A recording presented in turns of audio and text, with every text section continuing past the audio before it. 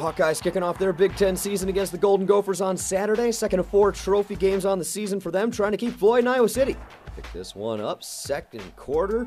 Hawkeyes already up a field goal. Jake Rudock hits Adam Cox 35 yards on 3rd and 3 deep into Gopher territory to set this up later, same drive. 3rd and goal from the 4. Rudock scrambles. He'll just keep it himself into the end zone. Another rushing touchdown for him. And the Hawkeyes up 10-0. Next Gopher drive. Philip Nelson looking, scrambles, looking, throws. Intercepted by Christian Kirksey, and you need to see this again. He manages to get his hands underneath the football before it hits the ground. Officials review. They confirm. That'll lead to this 39-yard attempt by Mike Meyer, but it is no good. Bounces right off the upright, but the Gophers will have to punt on the following drive, which leads to this. Rudock to Damon Powell. And look at him go 74 yards all the way into the end zone. 2 plays, 85 yards, 40 seconds on the scoring drive, and the Hawkeyes take a 17-0 lead to half.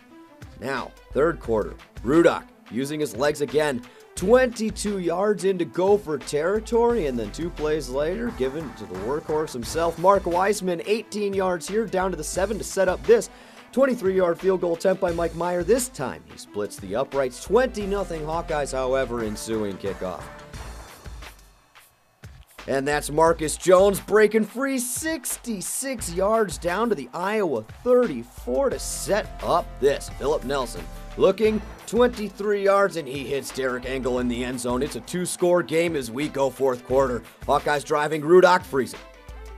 And this is Brock Vereen, and he's just going to cut this one off and intercept it, but nothing comes of it for the Gophers, and the Hawkeyes get another field goal. So last chance for Minnesota, and James Morris with the interception, icing the game for the Hawkeyes. Here it is again. Iowa victorious 23-7. They keep Floyd 1-0 in the Big Ten. They nearly triple total offensive yardage of Minnesota. We'll send it to Josh Bolander for more post-game analysis. Even before Jordan Cotton waited to receive the opening kickoff, before Kirk Ferentz led his 3-1 squad into their most hostile environment yet, Saturday's Floyd of Rosedale game with Minnesota was billed as a matchup that would be won between the trenches. A true test of physicality and preparation, a game that both fans, players, and coaches would certainly describe as old school. There hasn't been much talk about Iowa's offensive line in 2013. Most Iowa fans forget that their head coach specializes in coaching up the big men up front, and they've quietly responded, dominating every opponent they've seen thus far, and the case was no different in the Twin Cities on Saturday, as Mark Weisman and Damon Bullock had plenty of room to run through, again, and again, and again. The holes out there were huge. It was great. It's great to run behind them. It's they do such a good job for us. It's awesome. The offensive line does a great job lifting any pressure I might have on myself. And the fact is, all of us are working towards one common goal. So we want to be the most physical unit on the field, and we want to open the holes and protect the quarterback. And I think we did a great job today, but we got a long ways to go. Perhaps the biggest surprise in Minneapolis was on the opposite side of the ball, though.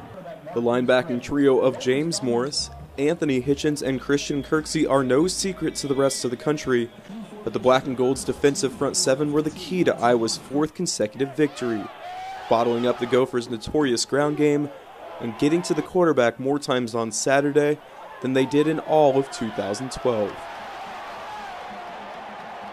We hold ourselves to a high standard right now as a defensive unit, and we want to be perfect, as close as perfect as we can, so we can win. Defense wins championships. What made Iowa's victory all the more impressive was the team's ability to seize the moment when they needed to, something that Minnesota failed to do all afternoon in TCF Bank, as Jerry Kill's squad failed to execute in the few times where Phil Parker's defense did lapse. As the Iowa offense seemed to capture the moment, their performance a complete one, with plenty to look forward to as the squad continues to grow. It remains to be seen whether this year's version of the Black and Gold can erase the memories of an ugly 2012 campaign, especially considering last year's squad was 4-2 through 6 games and sitting atop the Legends division. The reality? Iowa has won 2 straight trophy games over their northern neighbors, 4 straight overall, and welcome in a struggling Michigan State squad next week to Kinnick Stadium, looking to improve to 5-1 heading into their bye week. Wrapping up post-game coverage of Iowa's 23-7 Floyd of Rosedale victory at TCF Bank Stadium in Minneapolis, Minnesota, I'm Josh Bolander, Daily Iowan TV Sports.